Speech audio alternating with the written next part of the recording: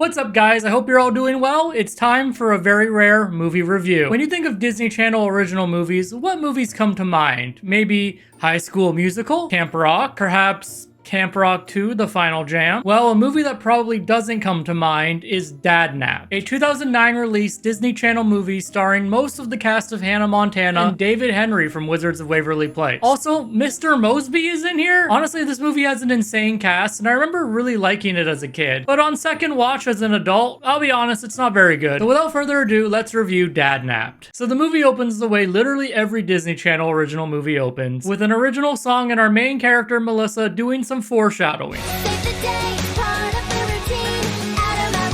In this case, she's packing her bags and hallucinating a random teen boy in her family photos. You know, normal teen things. My report is on Neil Morris's new Trip Zoom book. Okay, I don't think I've seen that many kids ever excited to hear a book report. We then get this cutaway where we find out that the guy Melissa saw in her family photo was his character from a book named Trip Zoom. We get a little action scene with him where he saves this girl named Tina from an evil villain named Rodolfo. Hey, Rodolfo, is it me, or did you actually get uglier? Who, might I say, does not look like a Rodolfo. I'll be honest with you, he looks more of like a Hammer? Or maybe like a Todd? I could see Todd. Cool evil dude device. Evil dude. Is that supposed to be writing from the book? Well, if it isn't my arch enemy, Trip Zoom. We meet again, I see. Well, if it isn't Evil Dude and his Evil Dude gadgets. Wait a second, did you just call me Evil Dude? Do you even know my name? Yeah, of course I know your name. I was just playing with you. Of course. Todd? Todd? Who's Todd? Is this another villain you're seeing? Does our rivalry mean nothing to you? Of course our rivalry means something to me. You're my arch enemy. You know, so the Hammer? The Hammer? You know what, Trip Zoom? Forget it. By the way, it's Rodolfo. How do you forget that name? And also, I rigged an explosive in here to go off in 10 seconds. I'm gonna go find an archenemy who cares about me. Unlike you, Trip Zoom. Or should I say, Tripped in Poo. Oh, what kind of evil villain name is Rand?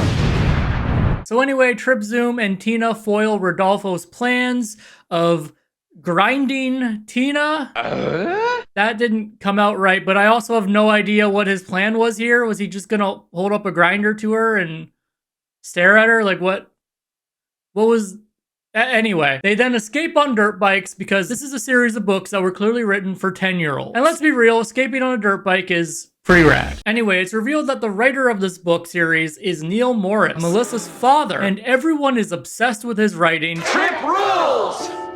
Except for her, of course, because it turns out he was not a very good father and spent way more time writing his books than spending time with her. But this week things might change because the two are gonna go camping, you know, like what she was packing for in the first scene of the movie, to go camping. Or so she thinks, because it turns out they're actually going to a Zoom convention, which, while it does sound like something that would have existed in 2020, is instead actually just a convention for Neil's book series. Oh, also, there's some scenes with her mom before this, and they're not really important, but I did just want to point out that she exists in this movie for like 2 scenes. That's gotta suck to be given the role of main character's mom, and your entire shooting day is probably like 2 hours. Hey, so we're giving you the role of main character's mom. Oh my god, really? That's like a big part, right? When do I start? Well, we'll see you Tuesday for about an afternoon. Wait, like we're gonna film like an entire movie in an afternoon? That sounds like pretty hard, but I guess you guys should be able to do it. Sure, right? We're gonna film your whole movie in the day. So the convention takes place in an old hotel run by a man named Merv, played by Jason Earl. And looking back now, I'm a little surprised they didn't get Phil Lewis to do this, you know, since he's Mr. Mosby. I know, but when life gives you lemons, you make lemonade. Like, I guess it's not that big of a deal, but it does feel weird seeing him in a movie where there is a hotel manager played by someone else. I wonder if he was offered the part and turned it down because he was afraid of getting typecast his whole life. So the real reason that Neil decided to come to this convention is because he'll be judging a competition to see who knows the most about his books, which mostly seems to just boil down to people trying to make gadgets, because I guess Trip Zoom is a bit of a MacGyver figure. Pretty incredible rig, isn't it? Made it myself, straight from the plot of The Trip of Time. And apparently a lot of these gadgets involve flinging mysterious liquids. Zoomers incoming!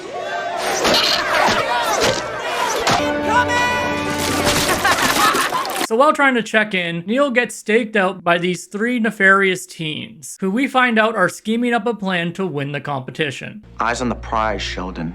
We're winning this contest. Double word wham. Bonus word score. I don't know if this guy knows how to play Scrabble. First of all, Zoom with an E? Not a legal word. Secondly, it looks like the original word was Zune, also not a legal word. And I'm assuming this is just their version of Scrabble, but he is stacking letters on top of each other, which obviously you can't do in real Scrabble. But to top it all off, he makes the word Matt, and they like zoom in on it like it's some nefarious moment of his. They could have put any words there, like checkmate or something that was like a little bit cooler looking. Well, well, well, it looks like my plan is coming together. Double letter score. Double word score. So the next day, Neil tells Melissa that they're gonna go back to their camping trip just as soon as he judges the competition. Very confused by this kid's hair. Is that supposed to be a wig, or is it just like that? Like, it doesn't look like he's wearing a costume. Ow! Watch where you're going, Nimrod. Nimrod? Very mature. Although it does score you 9 points in word wham. I always use the triple word wham tile, so you do the math, Einstein. 27 points? Is this flirting? You're a whammer? Regional whiz, 2 years in a row. It's all about the vowels. Oh yeah, vowel power. Wow, you play Word Wham? That's so cool. Yeah, I'm pretty good at Word Wham. You know, I play words like pig and dab, and Matt on a double point space. I guess you could say I'm a real words guy, you know? Oh? What? Oh, it's just, those words seem kinda small. Well, I also play words like Zoom. Oh, so you also play 4-letter words? No, it's 5. I add an E to it. So it turns out that these guys have a plan to win the competition. And that plan, of course, is to just ruin the entire event with a device that flows onion air into the venue. So while everyone is panicking, they grab Neil and bring him out to their van where they nap him.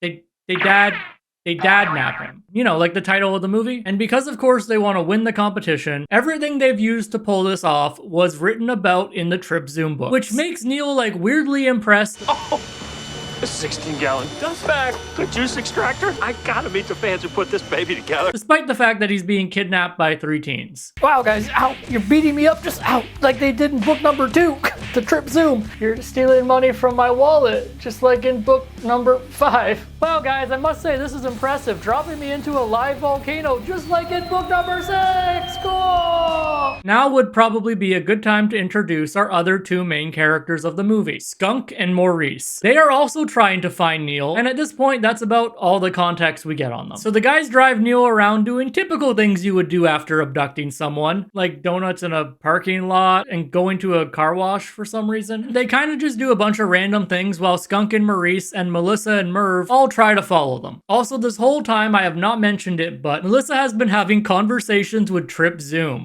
You get this big shot at being me. You don't take it.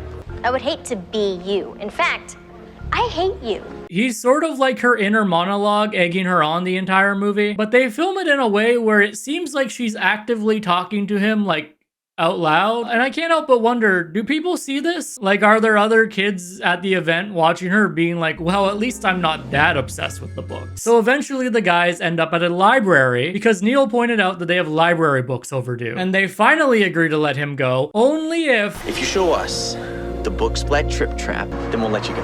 Yeah. This is delicate as wisdom tooth surgery. you know, to, I guess, prank an unsuspecting librarian. Now, I'm a little confused by this scene, mostly because it feels weird in a movie that's supposed to be like, reading's rad, to also be like, hey kids, don't you want to prank your librarian by getting paint all over their books and their clothes and probably ruining their day? Also, like, Neil as a character is a writer, so the idea that he would want to ruin probably several books and a librarian's clothes just for like a funny gag doesn't really make sense to me. Anyway, thankfully no librarians were pranked in the making of this movie. Instead, that was Melissa. Melissa was pranked. I thought I was saving you. You're having a blast. Oh, this is Sheldon, and this Spitfire's Andre, and his big brother Wheeze. I think you guys have met. All right, this name reveal is wild to me because either his parents named him Wheeze, or his parents named him something like Weston, and he insisted that everyone, including people he doesn't know that well, call him Wheeze. And honestly, I don't know what's worse. Dad, we're leaving now. Sorry, guys. Gotta go. Sorry guys, my daughter's mad at me for making her worried all day and then detonating a paint bomb in her face. Teens, am I right, guys? Unfortunately for Neil, though, he is not free for long, as Skunk and Maurice were following them and have dad-napped him a second time. Officer Skunk? I love your books. Let's go, guys. Something's really wrong. The teens, of course, see this happen, and because it's someone else dad-napping him this time, they think, well, that's weird, and they decide to follow him. And, like, they must have been following them for hours to their hideout, because it's daytime when they start following him, and it's nighttime by the time they get to their hideout, which appears to be, by the way, in the middle of nowhere, and, like, this one vehicle has been following them for the entire time. And they're not even being sneaky about it. I don't know how these villains do not see this at any point. Surely that car with the trip zoom text behind us that we've definitely been following all day is not following us back for any reason. So back at their hideout, the villains finally reveal their grand plan. Lights out, Lenny? It's a working title. See, my brother, he has a gift. My writing's not as good as yours is, but That's why you're here. Keep him from making the same mistakes I made. I did the crime, then I did the time, all right? But look, my baby brother here, he's clean. I think bringing him along while you abduct two people is definitely keeping him out of a life of crime. Oh, and I hear you asking, what might be the crime that Maurice committed? Maurice stole an elephant. Huh? That's true. Ah, that's true. That's true. I probably committed the biggest crime imaginable, stealing an entire elephant. And let me tell you guys, being a criminal is not elephant, that's for sure. So Skunk's writing is, The sky was dark and the air was cold, and the man held the gun so tight his fingers felt like cheese. bad. And I'm always sort of obsessed with the Disney villain trope of making just the dumbest villain imaginable, because it's always like cartoonishly dumb. Like his writing doesn't even make sense from a generic dumb guy perspective. They like amped it up to 11. A colander of deception. We then get some emotional father-daughter argument scenes. How come I'm not a character in one of your books? Oh, you, sweetheart, characters they're dynamic. Yeah, Melissa, I don't write about you because you're basic, okay? People want to read stories about interesting characters, like 15-year-old secret agents who can ride a dirt bike. After some time, the guys hatch a genius plan to save them by freaking out the two villains and making them leave with Neil and Melissa. Now, two things about this scene bother me. One, where the fuck did these guys get a police vehicle? Like, how did these three teens just have all these things? And two, what was the genius plan here? Okay, so you freak them out and then they leave, and then what? Are you just gonna keep following them around until they stop somewhere else? Regardless, the guys continue to follow them until finally... Oh, great! We're being followed! At which point we get a small chase scene and the villains get away.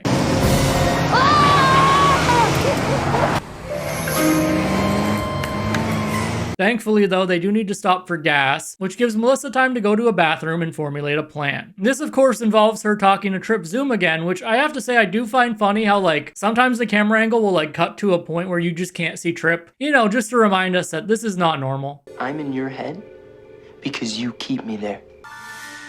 Which is crazy, because if you're in my head, then I am thinking like you. Quick, someone, is there a doctor around here? I think that guy is dying. Well, I'm not a doctor, but if I think of one real hard, I think I could pretty much just become one. Wait, what? I don't think that's how that works. Let me think.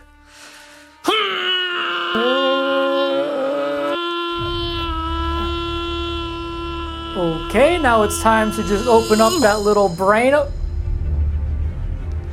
What the? Where am I? Oh my god, Doc, I need your help. That guy over there's dying. What do we do? Oh, okay. Let's figure this out.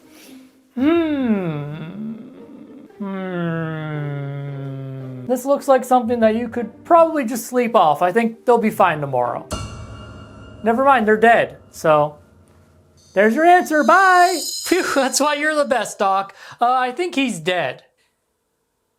Yeah. Okay, catch you at pickleball practice on Saturday. So Melissa gets her trip zoom moment and leaves behind a bunch of clues for the guys that were following them, despite having honestly zero idea that they would even stumble across this bathroom. I mean, they were abandoned without a working vehicle, and I have to assume that was quite a while back. So, you know, this just seems like a stretch to me, but I guess it is a movie. Whoa! Sorry, I just... Forget it. Let's just get the show on the road. Insanely obvious ADR. The guys, of course, do stumble across the clues and somehow figure out that they are back at the hotel. Presidential suite. Huh? They're staying in the presidential suite. And meanwhile, back at the hotel, we find out that the hotel manager has been in on it the entire time. And in fact, he's not just in on it. It turns out Skunk and Maurice are his goons. Usually I just deliver the pizza. Never delivered customers before. How far away were they? Again, it's dark when they start driving, and by the time they get to the hotel, it's like broad daylight. I hope they tipped that guy well. You can't even get a pizza delivered 15 minutes out of town where I live, but apparently here you can just get a pizza delivered probably like hours. Also, this is just something I noticed on second watch here, but is the pizza delivery driver on the wrong side of the car? Like, this is an American movie. Why is he on the right side of the car? Did they run out of American prop cars? So back in the hotel, Melissa starts talking with Trip again. Just hope the fans like my idea. It's another brush with danger. Floss. That is such a lousy catchphrase. Oh yeah, I forgot to mention Trip's main catchphrase is just floss. Floss! Honestly, the more I hear about this book series, the less convinced I am that teens actually really like it. Whatever happened to good old wordplay? You've been tripped?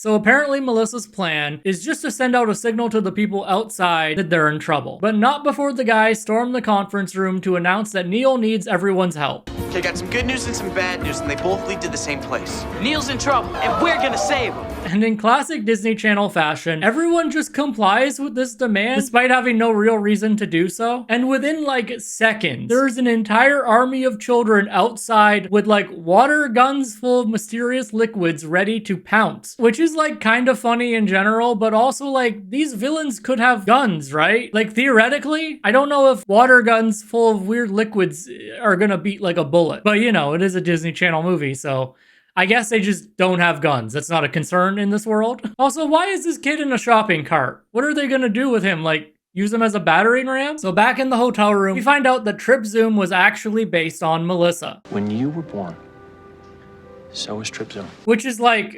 crazy. She's like a kid. She was a secret agent? Unfortunately for Neil and Melissa though, Merv finds out that, you know, there's a giant army of kids outside looking for him on account of the fact that he was in the conference room when they called for it. And of course, he's not happy. Look, I don't care what Skunk writes. I care what your father rewrites. So I could sell the manuscript as a Neil Morris book. The last Neil Morris book. But what's he gonna do? Kill him? The last Neil Morris book means the last Trip Zoom book, and the last Trip Zoom book means no more me. Trip Zoom. Also, did they see her stare at nothing here? And you know why that's gonna be his last book?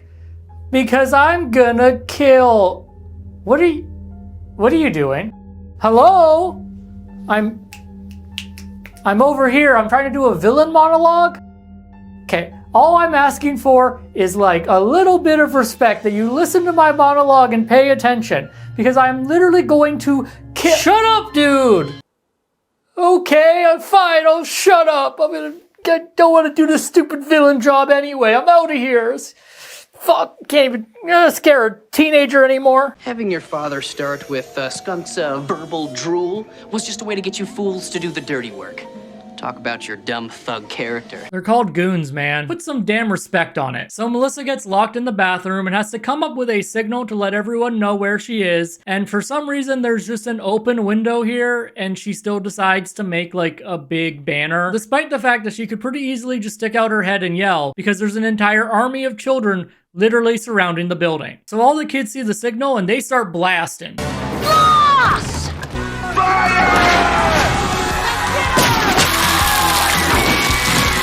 Okay, I can excuse a lot of things in this movie, but there's literally no way these water guns are shooting up more than like a few feet. What are they doing? This is just a waste of liquid. So Melissa manages to escape through all the chaos, and on their way out, Neil and Merv get surrounded and pelted with something.